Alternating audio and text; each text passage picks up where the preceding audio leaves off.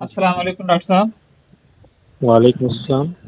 मैं अपने व्यूअर को बता दूं कि आज हमारे साथ डॉक्टर हुसैन साहब हैं जो रॉयल इंस्टीट्यूट से बिलोंग करते हैं। तो सबसे पहले मैं डॉक्टर हुसैन साहब से रिक्वेस्ट करूंगा कि वो अपने बारे में ज़रा इंट्रोड्यूस करें। मैं जानता हूं लेकिन वो अगर इंट्रोड्यूस करेंगे तो आई थिंक बहुत सारी चीज़ें मिस नहीं होंगी। तो प्लीज़ आपसे रिक्वेस्ट है कि थोड़ा सा अपने बारे में और इंस्टीट्यूशन के बारे में इंट्रोडक्शन दें। जी, मेरा नाम डॉक्टर एस एम हुसैन है और royal institute of health sciences Mumbai का मैं मैनेजिंग डायरेक्टर हूँ और डीन हूँ। Royal institute of health sciences government of Maharashtra का एक अप्रूव्ड और रिकॉग्नाइज्ड इंस्टीट्यूट है और इसको मान्यता दी गई है DNYS, diploma in naturopathy and yogic science के कोर्स चलाने के लिए, जो कि 2 साल का है। और इसके अलावा दीगर कोर्सेज भी है, लेकिन आज जो कि सब्जेक्ट हमारा DNYS कोर्स है, तो आज हम उस पर ही बात करेंगे। ठीक है जी डॉक्टर साहब, DNYS क्या है और इसका क्या स्कोप है? जी, असल में कोई भी पैथी, जो मेडिकल सिस्टम की जो पैथी होती है, चाहे वो आयुर्वेदिक हो, यूनानी हो, होम्योपैथी हो, जब भी ये पैथियों का एजुकेशन सिस्टम शुरू हुआ है तो पहले डिप्लोमा ही हुआ है, कोई डिग्री कोर्स चालू नहीं हुआ था।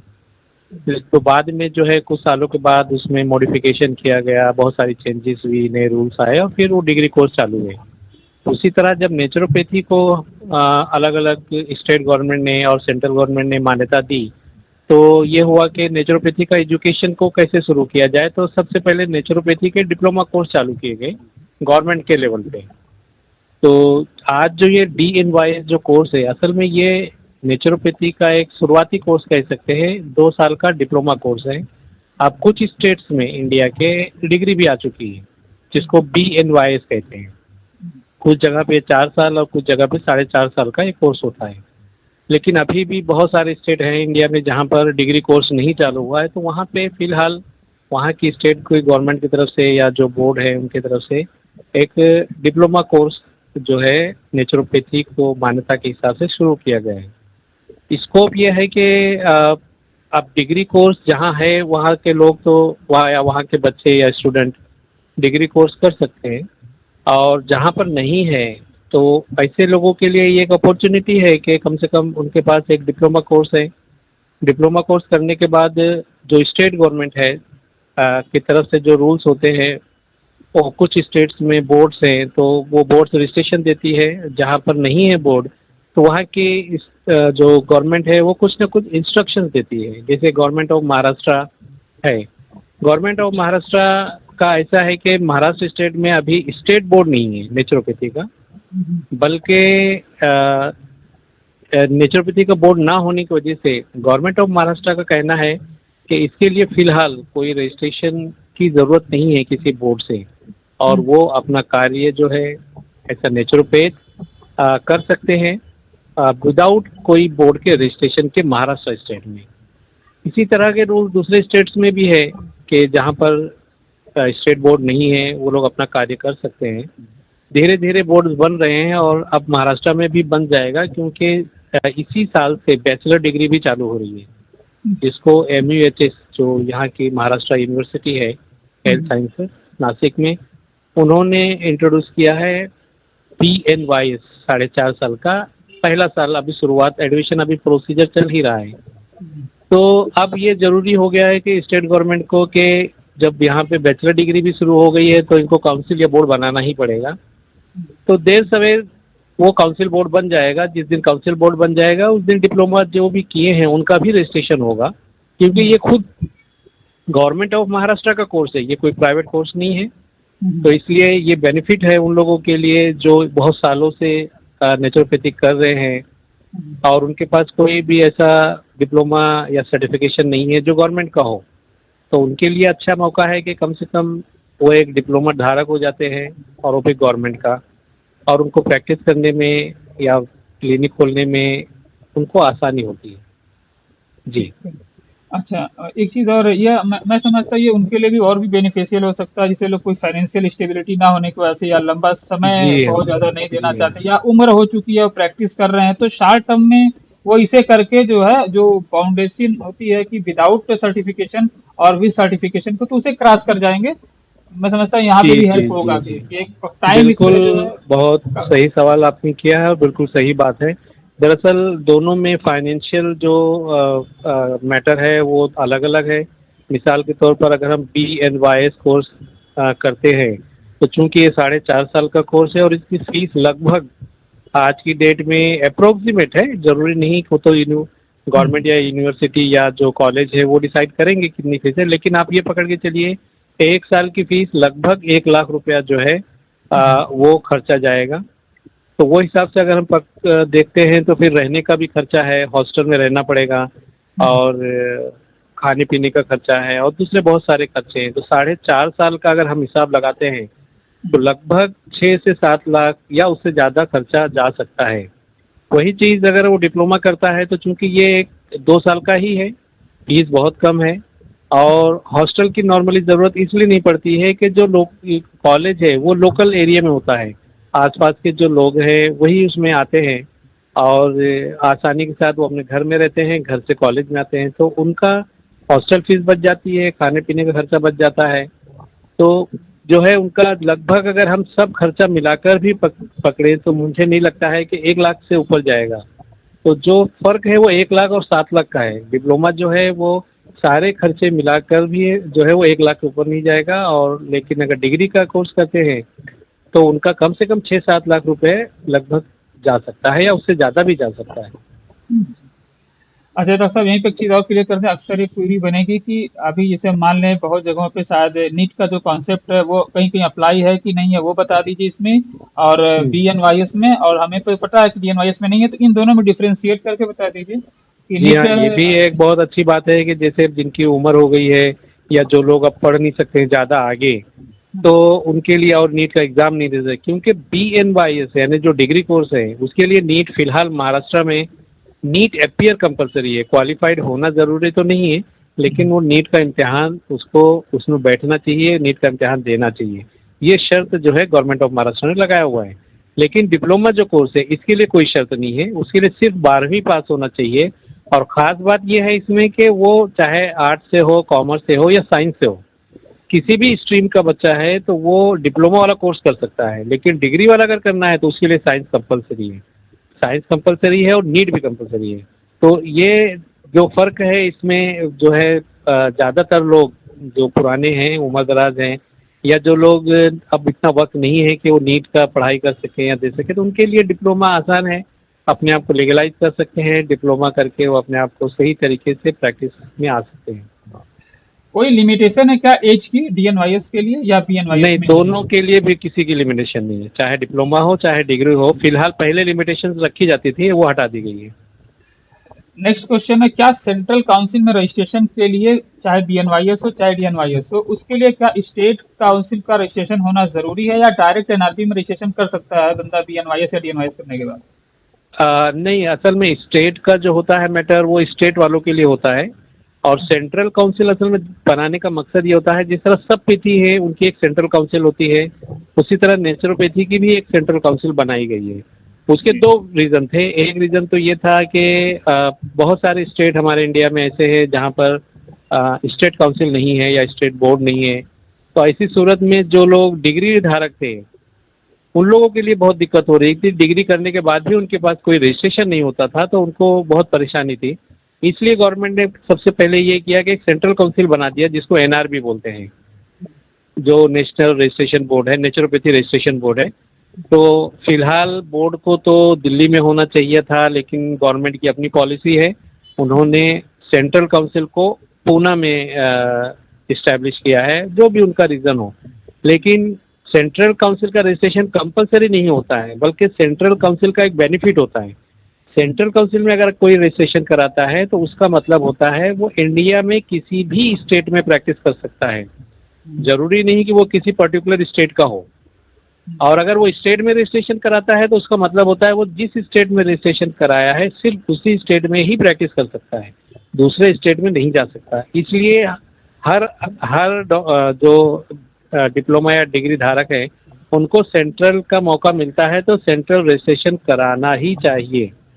आज की डेट में जो है वो सिर्फ डिग्री यानी BNYS जो है उनका रजिस्ट्रेशन सेंट्रल में हो रहा है, डिप्लोमा वालों का नहीं हो रहा है। लेकिन डिप्लोमा वालों के लिए प्रोविज़न दिया गया है, उनका नेक्स्ट जब डिग्री वालों का लगभग हो जाएगा जो पेंडिंग से, उसके बाद जो है चांसेस हैं कि जो डिप्लोमा होल्डर्स हैं उनके रजिस्ट्रेशन शुरू किए जाएंगे।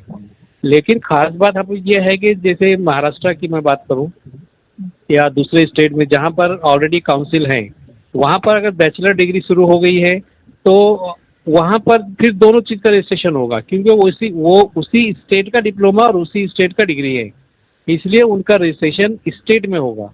और चूंकि जिनको स्टेट में ही प्रैक्टिस करना है उनके लिए तो कोई मसला ही नहीं है वो। लेकिन जो लोग बहुत सारे स्टेट जाते हैं तो 1 दिन के लिए 2 दिन के लिए अलग अलग जगह विजिट करते हैं, उनके लिए सिर्फ जो है सेंट्रल काउंसिल का रजिस्ट्रेशन जरूरी है। और वरना तो अगर सिर्फ स्टेट में रहना है तो आप स्टेट में करा लीजिए, काफ़ी है। जी। ठीक। अच्छा, अभी ये BNYS होने के बाद क्या ऐसे चांसेस हैं कि BNYS इन फ्यूचर खत्म हो जाए, जैसे कि मोस्टली होता है कि डिग्री आने के हाँ, बाद ये डिप्लोमा को खत्म बिल्कुल कर दिया चांसेस है, क्योंकि गवर्नमेंट जो है वो एक गवर्नमेंट का एक सिस्टम है कि सारे डिप्लोमा चीज़ों को वो धीरे धीरे ख़त्म कर रही है। सबसे पहले तो उन्होंने ये किया है कि डिप्लोमा नॉर्मली हर जगह पे 10वीं बेस्ड होता था, यानी 10वीं पास होने के बाद आप डिप्लोमा कर सकते हैं। सबसे पहले गवर्नमेंट ने वो ख़त्म कर दिया है। अब 10वीं बेस पे नहीं होगा बल्कि 12वीं या 12th के बेस पे होगा। और जब बैचलर डिग्री आ जाएगी तो इसको जो है ख़त्म कर दिया जाएगा। और बहुत ज़्यादातर चांसेस है कि शायद 1-2 साल या 3 साल में डिप्लोमा बंद हो जाए महाराष्ट्र में, क्योंकि अभी अभी जो गवर्नमेंट की पॉलिसीज़ आ रही हैं वो इसी तरह की आ रही हैं, जैसे यूनानी, आयुर्वेदिक, होम्योपैथी या दूसरे जो भी पैथीज़ हैं, इसमें डिप्लोमा बंद हो चुके हैं पूरे इंडिया में। कहीं भी कोई भी यूनिवर्सिटी, कोई भी गवर्नमेंट के बोर्ड, कहीं भी डिप्लोमा नहीं होता है, सब बंद हो चुका है। जी। ठीक है। अच्छा, अब हम थोड़ा कोर्स के बारे में बात कर लेते हैं कि अगर देखा जाए तो जो लोग नए हैं, बहुत सारे लोग उनको पता नहीं है, तो वो जानना चाहते हैं कि DNYS के कोर्स में कौन कौन से सब्जेक्ट कवर होंगे, मोस्टली क्या पढ़ाया जाएगा। असल में इसका जो सिलेबस है उस सिलेबस के हिसाब से सबसे पहले तो ये होता है कि हिस्ट्री होती है, इसके बेसिक प्रिंसिपल्स होते हैं कि नेचुरोपैथी क्या है, इसके रूल्स रेगुलेशंस क्या है, किस तरह ये सिस्टम काम करता है और कहाँ से ये आया, इसका बैकग्राउंड क्या है, इसकी हिस्ट्री क्या है। उसके बाद इसमें जो थेरेपीज़ हैं बहुत सारे वो इंक्लूड होते हैं। नेचुरोपैथी का मतलब ही होता है नेचुरल थेरेपीज़, जैसे पानी से इलाज, कलर से इलाज, एक्सरसाइज से इलाज, मसाज से इलाज। इसमें एक्यूप्रेशर, अरोमा थेरेपी, एक्यूपंक्चर और बहुत सारे इस तरह की जो थेरेपीज़ हैं, लगभग 10-15 ऐसी थेरेपीज़ हैं जो इसके अंदर इंक्लूड है।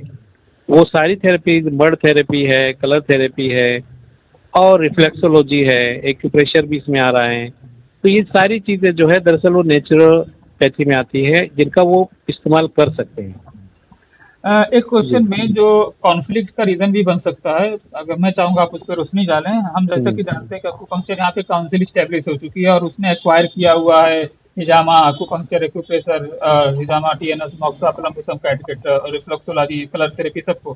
तो क्या जी। DNS करने वाला भी उसी तरह से कर सकता है? आई थिंक फिर उन्हें तो क्रॉस कोई इशू नहीं होना चाहिए, क्योंकि वो भी ऑलरेडी। जी हाँ, नहीं, बात सही है, आपका क्वेश्चन बिल्कुल सही है। एक्चुअली एक्यूपंक्चर नेचुरोपैथी में आता ज़रूर है, लेकिन चूंकि एक्यूपंक्चर के लिए अब रूल बन गया है तो वो नॉलेज तो रखेगा, और लेकिन अगर उसको इंडिपेंडेंट सिर्फ एक्यूपंक्चर अगर प्रैक्टिस करना है तो वो नहीं कर सकता है। उसके लिए एक्यूपंक्चर की जो काउंसिल है वहाँ से उसको रजिस्ट्रेशन कराना ज़रूरी है, क्योंकि एक्यूपंक्चर का एक अलग से कोर्स भी शुरू कर दिया गया है।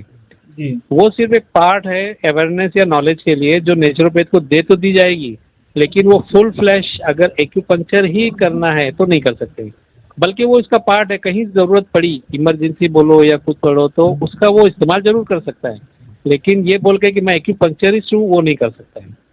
अच्छा, साथ में इसी के साथ जोड़ लीजिए कि एक्यूप्रेशर भी इसमें आता है नेचुरोपैथी में, हाँ, तो लेकिन एक्यूप्रेशर कर सकता है वो, कर सकते हैं, क्योंकि उसमें नीडल की क्योंकि जी हाँ, एक्यूप्रेशर जो होता है वो एक अलग, वो जरूर एक्यूप्रेशर पार्ट है एक्यूपंक्चर का, लेकिन एक्यूपंक्चर का पार्ट है कि वो फुल फ्लैश एक्यूप्रेशर उसमें नहीं आता है। इसलिए वो इसमें कर सकते हैं। हाँ, क्योंकि उसमें बॉडी में पायरेसिंग होती है ना, तो वो थोड़ा सा सर्जिकल उसमें चला जाता है, तो उसमें थोड़ा डीप जी नॉलेज होना ज़रूरी है, नहीं तो बॉडी जी। के ऑर्गन उसमें जो कोलैप्स हो सकते हैं और उसको उनको जो नुकसान हो सकता है। अच्छा, हम हम्म। कोर्स का बात नेक्स्ट करें तो is the course more theoretical और प्रैक्टिकल? तो कोर्स ज़्यादातर थ्योरी बेस्ड है या प्रैक्टिकल बेस्ड है या 50-32 कैसा ये रेशियो रहता है? नेचुरोपैथी एक्चुअली थ्योरी बेस कम है और प्रैक्टिकल बेस ज़्यादा है, क्योंकि नेचुरोपैथी में जितनी थेरेपीज हैं, अगर आप उस चीज़ के एक्सपर्ट नहीं बनते हैं, वो चीज़ को सीखते नहीं है और सिर्फ थ्योरी है, तो आप कर ही नहीं पाएंगे और ना पेशेंट पे कर पाएंगे, ना उससे पेशेंट को फ़ायदा होगा। इसलिए इसमें प्रैक्टिकल बेस है, और जब तक आप प्रैक्टिकल नहीं करेंगे, आपको एक्सपीरियंस नहीं आएगा, ज़्यादा से ज़्यादा मरीजों पर आप ट्राई नहीं करेंगे, जब तक किसी के अंडर में आप ज़्यादा चीज़ सीखेंगे नहीं, जब तक आप परफेक्ट कोई नेचुरोपैथी की थेरेपी कर नहीं पाएंगे। इसलिए नेचुरोपैथी थ्योरी से ज़्यादा प्रैक्टिकल बेस्ड है। जी। स्पेशलाइजेशन की अगर हम बात करें तो अभी आपने बता ही दिया, तो डीएनवाईएस के बाद डीएनवाईएस आ गया, तो आई थिंक अभी मैं नहीं समझता कि इसमें एमडी भी आया होगा, अभी आई थिंक मैं समझता हूँ बैचलर तक ही मामला होगा इसमें स्पेशलाइजेशन की जी बात हाँ, करें। अभी अभी इसका नेचुरोपैथी में एमडी नहीं चालू हुआ है। फ्यूचर में हो सकता है चालू हो। अगर लेकिन अगर जैसे स्पेशलाइजेशन की अगर आपने बात किया है, तो दरअसल स्पेशलाइजेशन तो आ गया है। स्पेशलाइजेशन इन द सेंस, जो लोग एक थेरेपिस्ट बन जाते हैं, मिसाल के तौर पर जिसने डिप्लोमा कर लिया है, डिग्री कर लिया, अब उसको उसी पैथी के अंदर कोई पर्टिकुलर चीज़ में बहुत महारत लेनी है, काम करना है, तो उसके लिए अल्टरनेटिव एक कोर्स होता है। एक्चुअली ये नेचुरोपैथी दरअसल अल्टरनेटिव में ही आता है। उसको हम अगर इंटरनेशनल लेवल पे जाते हैं तो पार्ट ऑफ अल्टरनेटिव बोल सकते हैं। तो नेचुरोपैथी में जैसे एक्यूप्रेशर है या रिफ्लेक्सोलॉजी है या कलर थेरेपी है, आप अगर पर्टिकुलर कलर थेरेपी को पकड़ लेते हो और आपको स्पेशलाइज्ड होना है, तो आपको अल्टरनेटिव मेडिसिन सेलेक्ट करना पड़ेगा, जो गवर्नमेंट ऑफ महाराष्ट्र ऑफर भी करती है वो कोर्स। और उसमें वो करने के बाद आप अपने आप को लिख सकते हो कि गवर्नमेंट सर्टिफाइड कलर थेरेपिस्ट। तो इस तरह का एक स्पेशलाइजेशन आज की डेट में है। फ्यूचर में हो सकता है डिप्लोमा भी आ जाए, पीजी डिप्लोमा भी आ जाए, लेकिन आज की डेट में 1 साल का सर्टिफिकेट कोर्स स्पेशलाइजेशन आ चुका है। ठीक है। हम बात करें कि तो कितना फोकस किया था, जैसे कि डीएनवाईएस का नाम ही diploma in naturopathy yogic science है, तो इसमें योगा एंड अल्टरनेटिव थेरेपी पे कितना फोकस किया जाता है? ज़्यादा फोकस किया जाता है क्या एक्सक्लूसिव सबको? इसमें नहीं, ज़्यादातर तो नेचुरोपैथी पे ही पूरा बेस है इसका। योगा पे है, लेकिन योगा जिस तरह एक्चुअली एक पार्ट ऑफ एक्सरसाइज है, हम्म, वो उसको उसी हिसाब से लिया जाता है, क्योंकि योगा जो है वो टेक्निक्स है, जी एक्सरसाइज है, वो कोई उसके पीछे कोई प्रिंसिपल नहीं है, थ्योरी नहीं है कि इस तरह ये जो है, जिस तरह की दूसरी पैथी की थ्योरीज होती है, आयुर्वेदिक, यूनानी, होम्योपैथिक, इनके पीछे एक प्रिंसिपल, एक थ्योरी है। जी। वो इसमें योगा में नहीं होता, बल्कि योगा एक टेक्निक है, आपको किस तरह करना है, एक्सरसाइज या जो भी है, ऐसा है। अच्छा, हम बात करें अगर हमारे डीएनवाईएस में, हालांकि आई थिंक ग्रेजुएशन के पार्ट में रिसर्च वगैरह अपॉर्चुनिटी मिलती है, तो क्या हमारे इस प्रोग्राम में कुछ बच्चों को इस तरह से कोई चांसेस होते हैं? हालांकि तो बहुत बेसिक कोर्स है, तो इसमें या आगे बच्चों को मिलता है अगर डीएनवाईएस में या हाँ, बीएनवाईएस इसमें में? अगर डिप्लोमा भी करते हैं, तो खास बात यह है कि चूंकि ये डिप्लोमा गवर्नमेंट ऑफ महाराष्ट्र का है, तो महाराष्ट्र गवर्नमेंट का होने की वजह से पूरे इंडिया में ये वैलिड होता है। किसी भी स्टेट में, कोई भी स्टेट में वो जो है, इसको वहाँ के सीएमओ हो या वहाँ काउंसिल है, उसमें वो अप्रोच कर सकता है और आगे उसका बेनिफिट उठा सकता है। इवन इंडिया के बाहर भी अगर जाता है तो उसकी मान्यता है, क्योंकि सिर्फ इस वजह से कि वो गवर्नमेंट का सर्टिफिकेट है। वो प्राइवेट हो तो उसका अलग बात है, लेकिन गवर्नमेंट का सर्टिफिकेट होने की वजह से वो इंडिया और इंडिया के बाहर भी वैलिड है। रिसर्च में अगर हम सोचते हैं तो ऑलरेडी गवर्नमेंट ऑफ इंडिया का एक रिसर्च काउंसिल है, जहाँ पे नेचुरोपैथी में रिसर्च वगैरह होते रहते हैं। जॉब के लिए अगर हम देखें कि भाई आपको जॉब करना है, तो ये जॉब के लिए वैलिड है। जॉब के लिए हर सिर्फ ऐसा नहीं कि प्राइवेट सेक्टर में, बल्कि गवर्नमेंट सेक्टर में, जैसे नेचुरोपैथी कॉलेज है, नेचुरोपैथी सेंटर है, नेचुरोपैथी क्लिनिक है, या पीएचसी है, या सिविल हॉस्पिटल है, या ग्राम पंचायत का कोई क्लिनिक है, तो सब जगह पे आजकल नेचुरोपैथी के लिए जो है थेरेपिस्ट लगते हैं। तो वहाँ ये डिप्लोमा धारक भी जो है अब जॉब के लिए अप्लाई कर सकता है, और उसका वो मतलब एप्लीकेशन वैलिड होगा। अब वो अलग बात है कि वहाँ एक सीट है, 10 लोग आएंगे, तो वो 10 सबको तो नहीं ले सकते हैं, लेकिन एक जो भी जितनी भी सीट है उनको डिप्लोमा धारक से भरा जाएगा, यानी उस चीज़ के लिए वो वैलिड है। जी। बात करें अगर हम डीएनवाईएस हमारे महाराष्ट्र यानी गवर्नमेंट कोर्स की और प्राइवेट सेक्टर की सर्टिफिकेशन में, तो किस तरह से आप डिफ्रेंशिएट करेंगे कि क्या प्लस पॉइंट है गवर्नमेंट डीएनवाईएस का और प्राइवेट सेक्टर के? और क्या पॉसिबिलिटीज है वहाँ पे? चीट फ्रॉड की भी है, पैसे डंप होने की बहुत सारे हमारे यहाँ मुझे कंप्लेन एक्सेस की आई है, तो इसलिए मैं डायरेक्टली ओपनली बोल रहा हूँ कि कई लोगों ने पैसे भरे, उनके पता नहीं चले कहाँ चले गए पैसे। और जी, असल में प्राइवेट में और गवर्नमेंट में दोनों में फ़र्क होता है। प्राइवेट कोर्स उस वक़्त तक वैलिड है जब तक गवर्नमेंट का कानून इम्प्लीमेंट नहीं होता, और जिस दिन स्टेट में काउंसिल बन जाएगा या बोर्ड बन जाएगा, उस दिन जो है कानून भी बनेगा। वो कानून जो है वो प्रोहिबिट करता है, रोकता है ऐसे लोगों को जिनके पास गवर्नमेंट का सर्टिफिकेट नहीं है या डिप्लोमा नहीं है या डिग्री नहीं है। तो ऐसे वक्त में फिर वो जो प्राइवेट करके किए हुए होते हैं उनके लिए प्रॉब्लम शुरू हो जाती है। तो बेहतर यही होता है कि कोई भी कोर्स जो है उसको गवर्नमेंट का अगर होता है तो उसको करना चाहिए, और उस वक्त तक जब है ही नहीं तो ठीक है, जब उस स्टेट में अगर गवर्नमेंट का कोर्स ही नहीं है तो आप प्राइवेट कर सकते हो, क्योंकि प्राइवेट करने के बाद आपको एक लिमिट तक आपको परमिट होती है। लेकिन जब गवर्नमेंट का कोर्स है तो वहाँ पे प्राइवेट वैलिड नहीं होता है, बल्कि गवर्नमेंट का कोर्स ही करना चाहिए, क्योंकि आज नहीं कल एक रेगुलेटरी बॉडी बनेगी, एक बोर्ड बनेगा, काउंसिल बनेगा। उस वक्त जब कानून इम्प्लीमेंट होगा तो उनके खिलाफ एक्शन होगा। जो लोग प्राइवेट है जिनकी डिप्लोमा या सर्टिफिकेट वैलिड नहीं है उनके खिलाफ एक्शन भी हो सकता है, इसलिए उनसे बचना है तो गवर्नमेंट का ही कोर्स करना चाहिए। जी।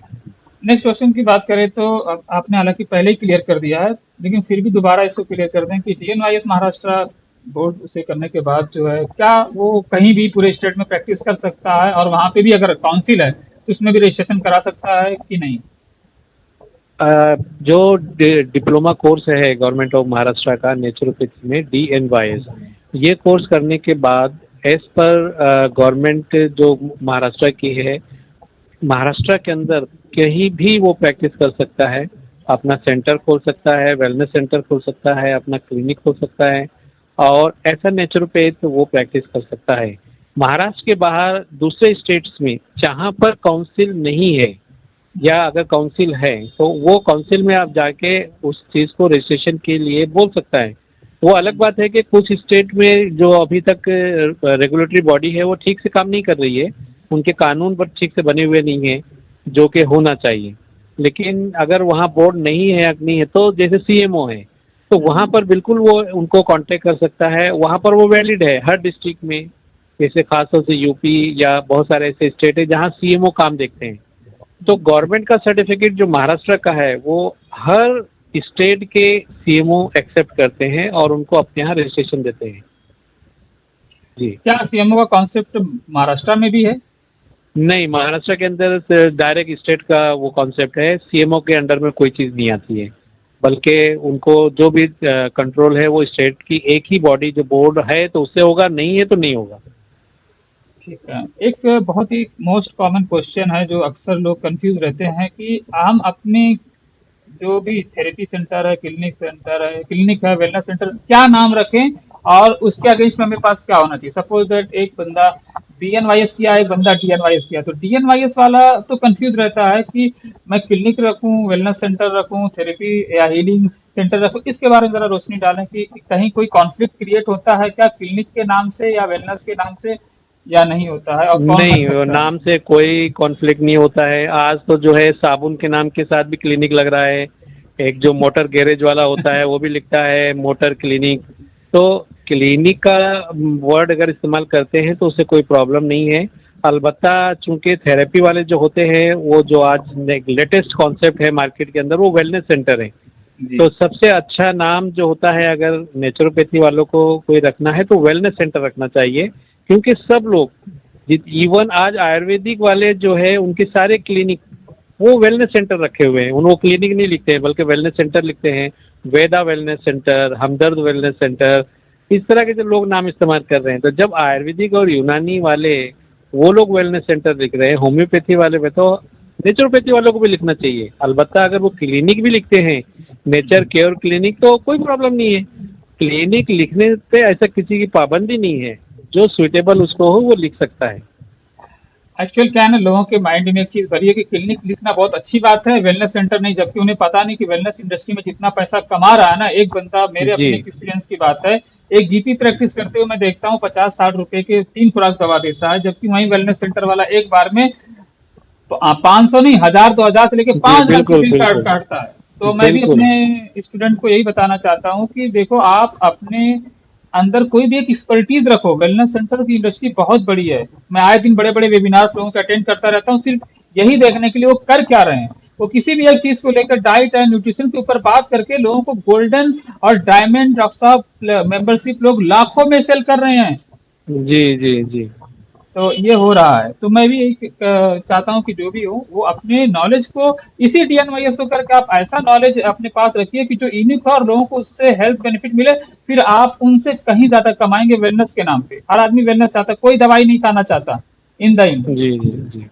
चलिए नेक्स्ट क्वेश्चन का सब बात करें तो हालांकि ये क्वेश्चन का आंसर आपने पहली वीडियो में भी दिया हुआ है, लेकिन फिर भी मैं आपसे रिक्वेस्ट करूंगा दोबारा इस पर अपनी राय रखें। डॉक्टर टाइटल की बात है, जरा इसका ये क्लियर कर दें। अक्सर लोग पूछते हैं क्या सर हम DNYS करने के बाद अपने नाम के आगे डॉक्टर लगा सकते हैं कि नहीं। असल में डॉक्टर अपने नाम में लगाने का जो मैटर है ना, ये एक टेक्निकल मैटर है, और इसमें मिनिस्ट्री ऑफ आयुष में, और उससे पहले जब गवर्नमेंट थी तो ministry of Indian system of medicine थी, department of Indian system of medicine था। तो इस पर बहुत डिस्कशन हुआ है। फाइनली गवर्नमेंट के जो ऑर्डर हैं, अगर हम ऑर्डर को हम देखते हैं तो उसमें साफ साफ जो है ये लिखा है कि डॉक्टर वर्ड सिर्फ वो लोग इस्तेमाल करेंगे जो आयुर्वेदिक, यूनानी, होम्योपैथी और नेचुरोपैथी के पदवी रखते हों। उसमें ये नहीं लिखा है कि डिप्लोमा हो या डिग्री हो, बल्कि उसमें सिर्फ ये लिखा है कि उनके पास गवर्नमेंट से लिया हुआ या किसी बोर्ड से या स्टेट से यूनिवर्सिटी से लिया हुआ उनके पास पदवी हो, यानी क्वालिफिकेशन हो।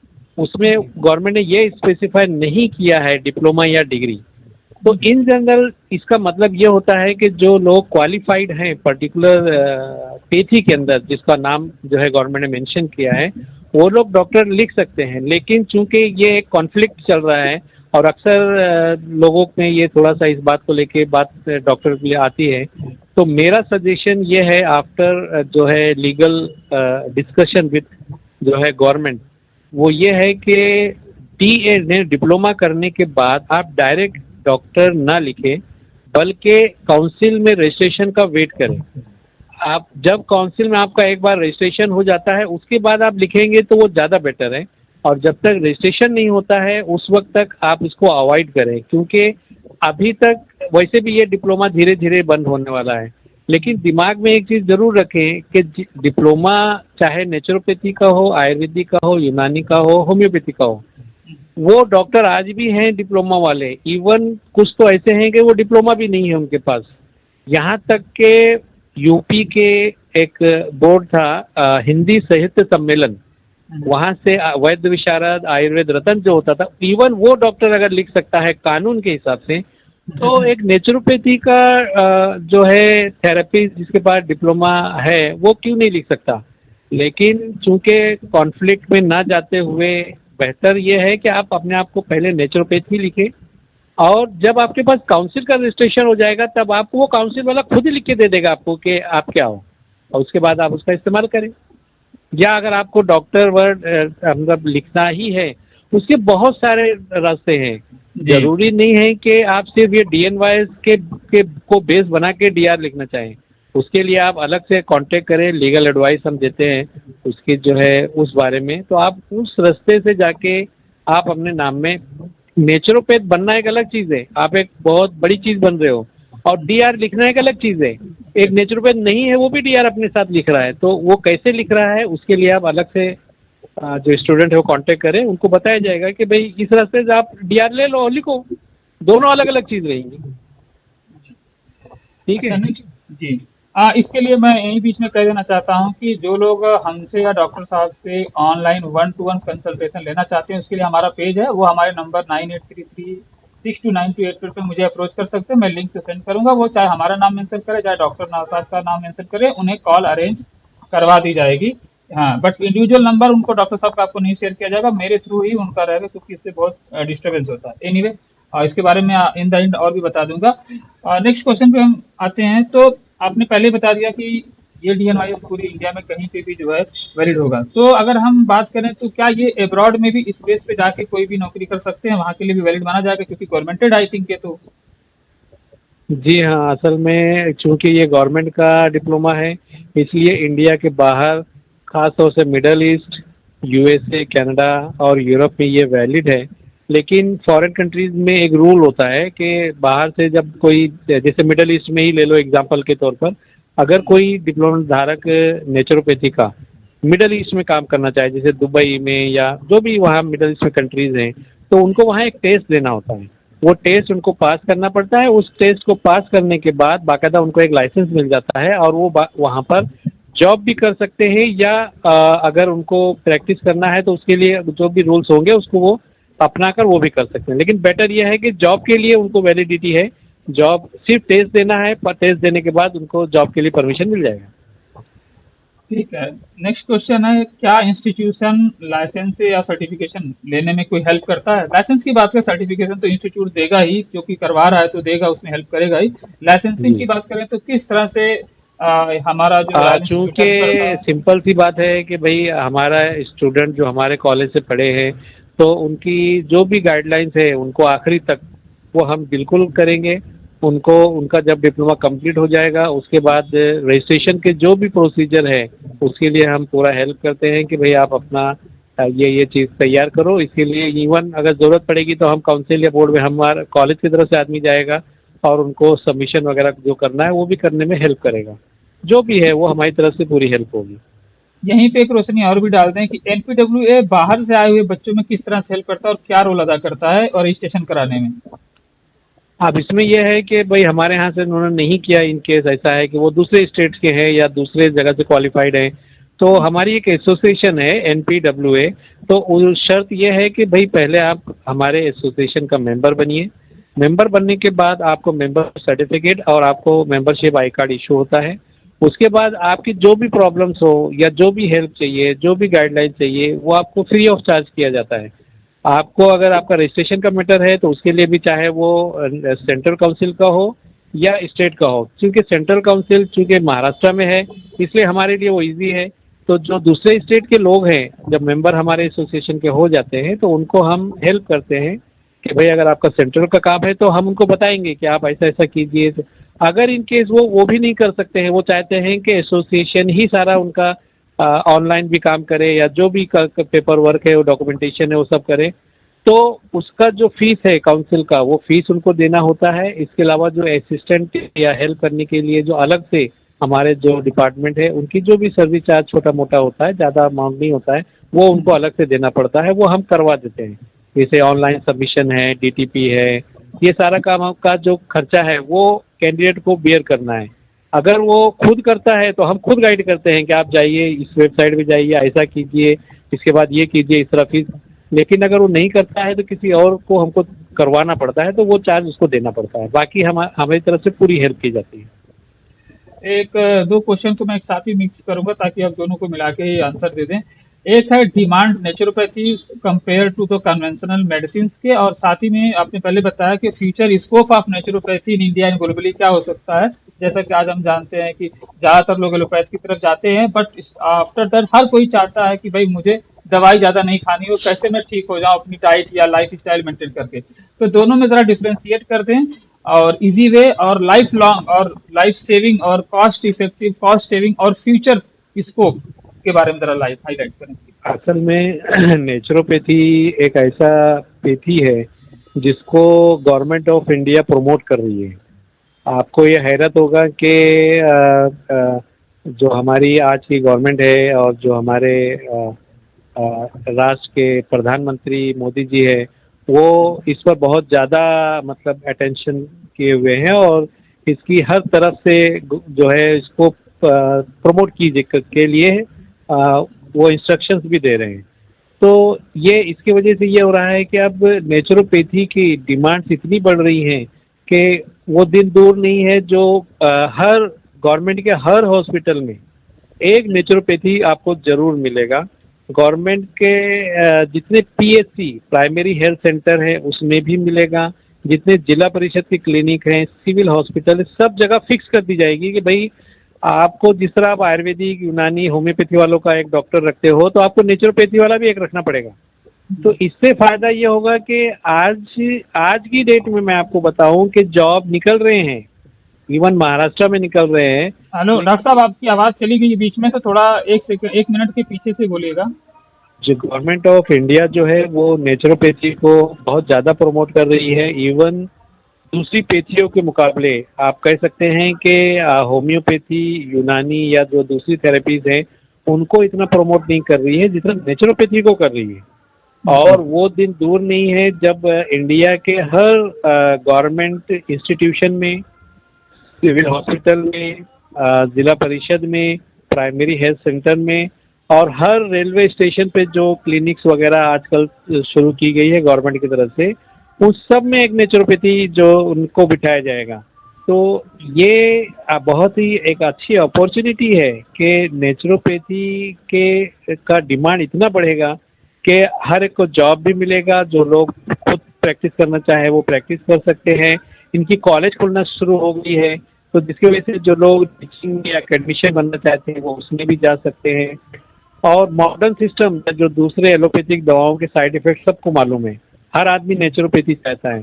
तो इसलिए आगे का जो वक्त है वो नेचर केयर का है, नेचुरोपैथी वालों का है। तो क्योंकि इसमें साइड इफेक्ट नहीं होते हैं और नेचर तरीके से हम अपना जो है मरीजों का इलाज करते हैं, इसलिए इसका फ्यूचर बहुत अच्छा है। और ये उन लोगों को जो अभी तक इस फील्ड से जुड़े तो हैं लेकिन उन्होंने अपने आप को लीगलाइज नहीं किया है या सर्टिफाइड नहीं किया है, तो उनको के लिए टाइम है अभी भी कि वो इस डिप्लोमा को कोर्स करें। क्योंकि 1-2 साल में महाराष्ट्र स्टेट में काउंसिल शुरू हो जाएगी और इंडिया के दूसरे स्टेट में भी शुरू हो जाएगी। और उसके बाद बगैर गवर्नमेंट के सर्टिफिकेट के आप प्रैक्टिस नहीं कर सकते हैं, कोई भी सेंटर नहीं चला सकते हैं। इसलिए मेरा तो यही मैसेज है उन लोगों के लिए कि वो जो भी नेचुरोपैथ से जुड़ा है वो अपने आप को लीगलाइज करे। जी, अब हम बात कर लेते हैं अपने कोर्स के बारे में कि हमारा क्लासेस कैसे रहेगा, स्टडी मटेरियल कैसा उनको पहुंचेगा जो यहाँ के लोकल हैं और जो दूर है स्टेट में, उन सब के लिए एक साथ ही आंसर कर दें, क्लासेस और स्टडी मटेरियल्स वगैरह।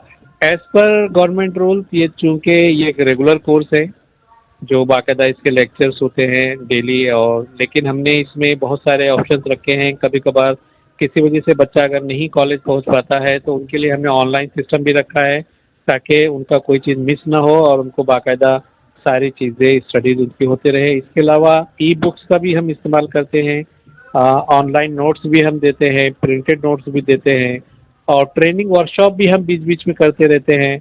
और किसी के अगर ज़्यादा गैप हो जाता है या किसी वजह से वो नहीं अटेंड कर पाता है तो उसको हम छुट्टियों के दिनों में सैटरडे संडे इस तरह के जो है हम क्लासेस एक्स्ट्रा लेते हैं ताकि बच्चों का नुकसान ना हो। और जो दिवाली की छुट्टी बोलो या जो गर्मी की छुट्टी या जो इस तरह के बीच बीच में जो त्योहारों की छुट्टियां रहती है उसमें भी हम क्लासेस अरेंज करते हैं ताकि जो लोग किसी वजह से या दूर वाले हैं जो नहीं आ पाते हैं रोज़, उन लोगों को उसमें हम मैनेज करते हैं ताकि उनका जो भी सिलेबस है वो कवर हो जाए। एग्जाम की बात करें तो एग्जाम के बारे में डिटेल बता दीजिए और साथ में किस लैंग्वेज में होता है और कितने दिन में होता है, ईयरली और सेमेस्टर वाइज। एग्ज़ाम जो है इसका फर्स्ट ईयर का होम एग्ज़ाम होता है जो कॉलेज में ही एग्ज़ाम कंडक्ट होगा और कॉलेज ही लेगी और कॉलेज ही मार्कशीट इशू करेगी। जो फाइनल ईयर का एग्ज़ाम होता है वो गवर्नमेंट ऑफ महाराष्ट्र की तरफ से होता है, जो गवर्नमेंट का बोर्ड है वो एग्ज़ाम कंडक्ट करेगा, उसका सेंटर लगेगा।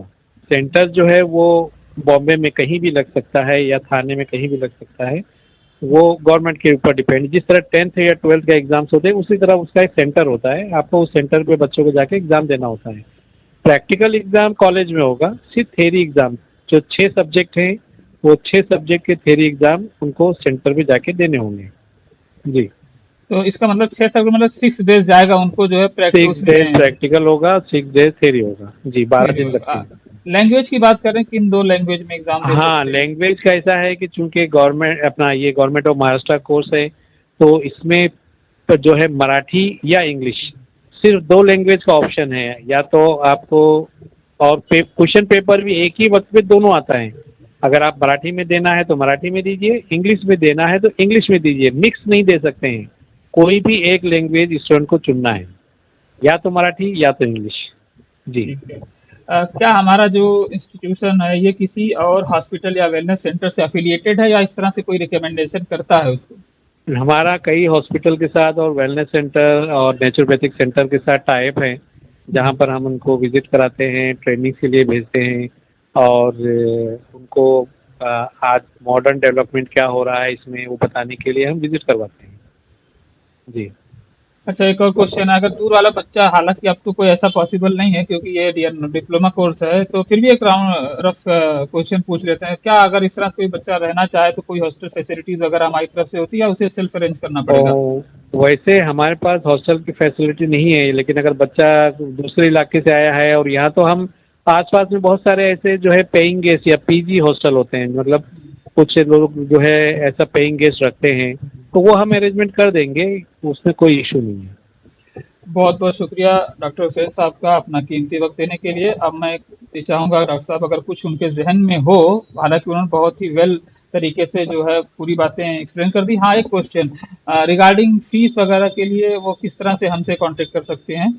इसका हम लोग लिंक में आई थिंक डिस्क्रिप्शन दे देना चाहिए डॉक्टर साहब, राइट? या कुछ कहेंगे आप? जी, फीस के बारे में मैं सिर्फ इतना बताऊंगा कि इसकी फीस बहुत ज़्यादा नहीं है, लेकिन फीस के लिए आप जो लोग इंटरेस्टेड हैं, जो सही में कुछ करना चाहते हैं या पढ़ना चाहते हैं, सीखना चाहते हैं, वो डॉक्टर साहब को कांटेक्ट करें या कॉलेज को कांटेक्ट करें।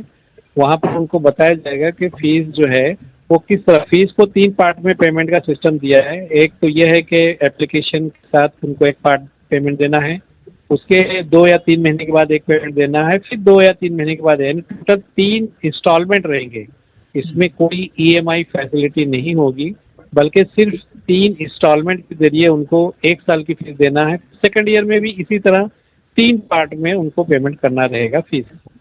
जी जी, बहुत बहुत शुक्रिया। तो आपने अब सब एक्सप्लेन कर ही दिया। अगर आपके कुछ जहन में हो अब इसके बाद भी, तो आप जो इसको जो कंक्लूड करके इस जो है सेशन को जो है ख़त्म करते हैं। मेरा सिर्फ सारे जो स्टूडेंट्स हैं, जो लोग इस वीडियो को देख रहे हैं या सुन रहे हैं, उनसे सिर्फ मैं यही मैसेज कहना चाहूँगा कि ये एक अपॉर्चुनिटी है उनके लिए, जो शायद बहुत शॉर्ट पीरियड के लिए हो, और ज़्यादातर चांस है कि कुछ सालों बाद ये डिप्लोमा कोर्स बंद हो जाएगा। सिर्फ महाराष्ट्र में नहीं बल्कि पूरे इंडिया में, क्योंकि जब बैचलर डिग्री जो इम्प्लीमेंट हो जाएगा तो सब जगह, तो फिर डिप्लोमा का ज़रूरत महसूस, क्योंकि गवर्नमेंट, मैंने अभी कुछ दिन पहले नेचुरोपैथी रजिस्ट्रेशन बोर्ड विजिट किया था, तो डिस्कस करने पर जो चीज़ मैंने महसूस किया वो यही था कि वो लोग हर स्टेट में बैचलर डिग्री का ही कोर्स जो है वो चाहते हैं कि रहे, डिप्लोमा कोर्स ना रहे। तो ज़्यादातर यही है कि जिस दिन बैचलर डिग्री के कोर्स यूनिवर्सिटीज़ में सब जगह शुरू हो जाएंगे, हर स्टेट में शुरू हो जाएंगे, तो गवर्नमेंट यही रिकमेंड करेगी कि डिप्लोमा कोर्स को बंद कर दिया जाए। तो उन लोगों के लिए एक मौका है, सस्ता कोर्स, कम पैसे में, कम कंडीशंस में, बगैर नीट के, बहुत शॉर्ट पीरियड में 2 साल के अंदर अपने आप को डिप्लोमा धारक बना लें, अपने आप को लीगलाइज कर लें, ताकि आने वाले वक्त में आसानी के साथ वो नेचुरोपैथी के जरिए अपने पेशेंट्स की खिदमत कर सकेंगे। वरना अगर ये बंद हो जाने के बाद सिर्फ डिग्री का कोर्स रहेगा, उसमें नीट कंपलसरी रहेगी, उस वक्त जो उम्र वाले हैं उनके लिए बहुत मुश्किल होगा, और दूसरे बच्चे जो फाइनेंशियली कमज़ोर है या नीट नहीं क्लियर कर पा रहे हैं या नीट में बैठे ही नहीं है, तो उनके लिए बहुत दिक्कत होगी। तो बस यही मैं मैसेज देना चाहूँगा सभी के लिए। जी चलिए, मेरी तरफ से एक अनाउंसमेंट है, फिर हम इस सेशन को एंड करेंगे। मैं उन तमाम स्टूडेंट, थेरेपिस्ट, हीलर, डॉक्टर जो भी हो इस वीडियो ऑडियो को सुन रहे हो, कभी कभी उन्हें कुछ चीज़ करनी होती है डॉक्टर साहब, तो कंफ्यूज होते हैं कि ये करे या ना करे। तो उसके लिए मैंने क्या एक पेज बनाया है जिसमें हमने कहा कि आप कैरियर काउंसलिंग ले सकते हैं या DNYS या कोई भी चीज़ें। हम हालांकि पूरी कोशिश करते हैं अपने वीडियो ऑडियो के माध्यम से आपकी फ्री ऑफ कॉस्ट खिदमत करने की, और आपके तमाम तरह के सवालों के आंसर भी मैं देता रहता हूँ, या तो अपने एंड से या डॉक्टर साहब की हेल्प से मैं देता हूँ, या उनका हम सेशन कर लेते हैं जिस तरह से हमने किया। आई थिंक ये बहुत ही वर्सटाइल क्वेश्चन आंसर का सेशन रहा जो सबको मिलेगा। फिर भी कुछ लोग चाहते हैं कि हम 1 to 1 डॉक्टर साहब से या मुझसे बात करें, तो मैं उनके लिए ऑफर किया हूं, अपना एक पेज है जो हमारे नंबर पे मैसेज करके ले सकते हैं हमारी सर्विसेज को। हम आपसे कनेक्ट करके आपको इंशाल्लाह फुल गाइड करेंगे कि आप कौन सा कोर्स सेलेक्ट करें, कितना उसमें खर्च आएगा और ये कितना हेल्पफुल रहेगा, ताकि आपका पैसा और समय बर्बाद ना हो। क्या ये सर्विस सही है डॉक्टर साहब जो हम कर रहे हैं, क्योंकि बहुत सारे लोगों बिल्कुल ने बिल्कुल, बहुत लीगल सारे पैसे एडवाइस लेना बर्बाद ही कर दिए। चाहिए काउंसलिंग के लिए। उसके लिए जो नॉमिनल फीस होती है वो स्टूडेंट को फीस को दें, और एक कंसल्टिंग, क्योंकि जिस तरह एक प्रोफेशनल होते हैं भाई कि आप कुछ उनसे गाइडलाइंस लेना चाहते हो तो आप एक नॉमिनल फीस पे करें और उनसे बात करें और अपने डाउट्स को क्लियर करें और उसी हिसाब से फिर वो काम करें। जी क्योंकि मेरे एक्सपीरियंस की बात बता रहा हूँ, किसी ने काफी पैसा खर्च करके कोई सर्टिफिकेशन लिया, अब उसने बिना नाम लिए कहूँगा क्योंकि फिर आदमी पर्सनल हो जाता है, तो उन्होंने बहुत सारे लोग हैं, जिन्होंने जो लिया है डॉक्टर साहब उसके बेस पे वो एनआरबी में रजिस्ट्रेशन नहीं करा सकते। अब उनका पैसा भी गया और वक्त दोनों जी गया जी, ना। बिल्कुल बिल्कुल बिल्कुल। अच्छा, हमारे यहाँ बहुत नॉमिनल फीस होती है, बहुत इतनी कि हर कोई अफोर्ड करता है, वहाँ तो कई मतलब 20-30 हज़ार से ऊपर ही बात होती है, उससे नीचे तो कोई बात ही नहीं है जो भी है उनके यहाँ। जी जी जी। तो मैं ये कोशिश करूंगा कि आप अगर सुन रहे हैं तो हमसे या किसी से भी लें, एक्सपर्ट आप जिसको समझते हैं, हम कभी नहीं कहते आप हम ही से लें, नहीं, लेकिन अपने समय और पैसे को बर्बाद होने से बचाइए, वरना फिर रिग्रेट होता है और फिर कुछ मिलता नहीं है, कागज के टुकड़े फिर आपके हाथ में रहते हैं। राइट डॉक्टर साहब? जी जी बहुत बहुत शुक्रिया आपका वक्त देने का। इंशाल्लाह इस वीडियो ऑडियो के माध्यम से लोगों को बहुत हेल्प हुई होगी। हम कोशिश करेंगे इसी तरह डॉक्टर साहब से नेक्स्ट सेशन में हम अल्टरनेटिव पे एक रखेंगे, और भी जो हमारे डीएमएलटीएस का भी है उसके ऊपर भी एक एक करके एक एक सेशन कम से कम दो वीडियो और हम रिकॉर्ड करने की कोशिश करेंगे, जो हमारा गवर्नमेंटेड ऑथराइज्ड कोर्स है उसके ऊपर भी, ताकि जो आप लोगों को पूरी हेल्प हो सके और आप लोग जो है एक गवर्नमेंट सर्टिफाइड जो है कोर्स करके अपने करियर को चमका सकें। बहुत बहुत शुक्रिया डॉक्टर साहब। Thank you.